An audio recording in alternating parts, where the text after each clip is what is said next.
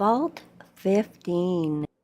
This large underground shelter is one of the few vaults which was constructed smoothly and without delays. Despite additional work poured into reinforcing the third level of the vault to ensure protection against earthquakes. As part of the social experiment conducted by Vault-Tec, the vault population was ensured to be a mix of radically diverse ideologies in order to gain data on their interactions and potential failure over the 50 years the vault was planned to stay sealed.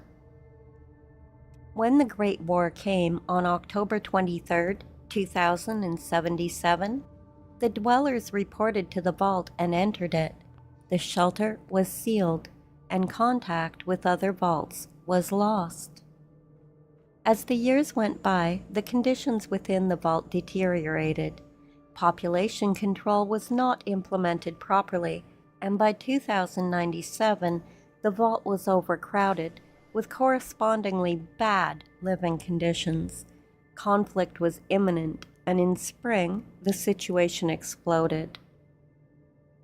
There was a schism among the dwellers, and the vault was finally opened. Most of the dwellers marched out, stripping the shelter of the best equipment, including the Garden of Eden creation kit.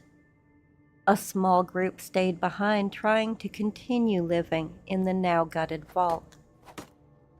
The dwellers that left the vault would eventually form distinct communities.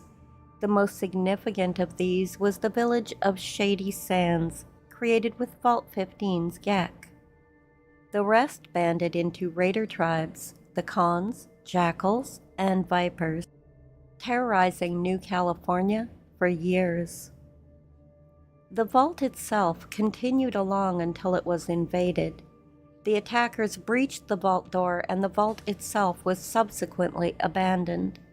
Its condition deteriorated as the tremors caused the second and third level walls to give way to tons of rock, burying vital sections of the vault.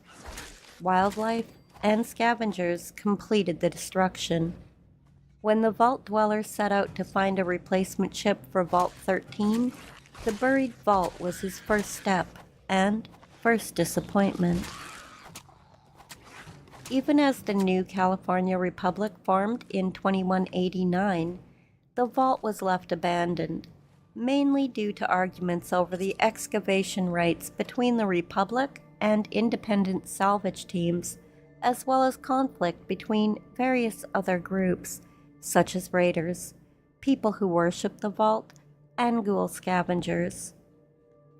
The largest problem manifested in the early 2240s, after the NCR abandoned Vault 15 following another excavation operation a few years before 2241. Their old base was claimed by a group of wastelanders with nowhere to go, who formed a squat on the surface.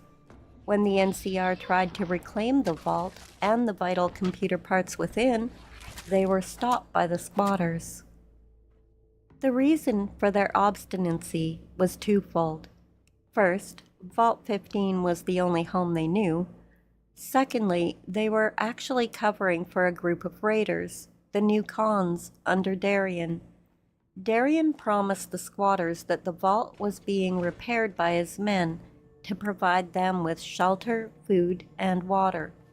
However, in reality, all food and water were coming from Khan raids on caravans.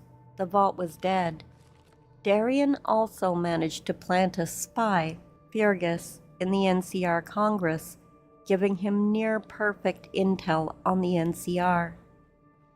The situation was resolved by the Chosen One, hired by President Tandy to retrieve the computer parts from Vault 15. He also managed to broker a deal between the squatters and the NCR. He would kill Darien and retrieve the parts, while the squatters would grant NCR access to the vault in return for annexation, education, and supplies necessary to survive.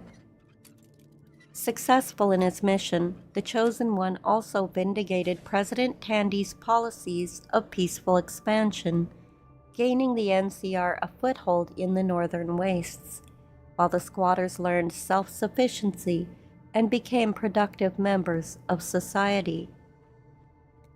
To complete the quest, find the water chip, you have to exit the cavern and travel towards Vault 15.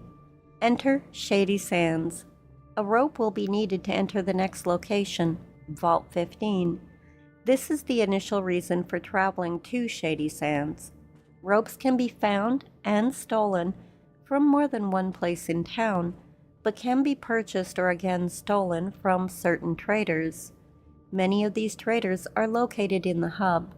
However, Seth at the entrance to Shady Sands is the most convenient.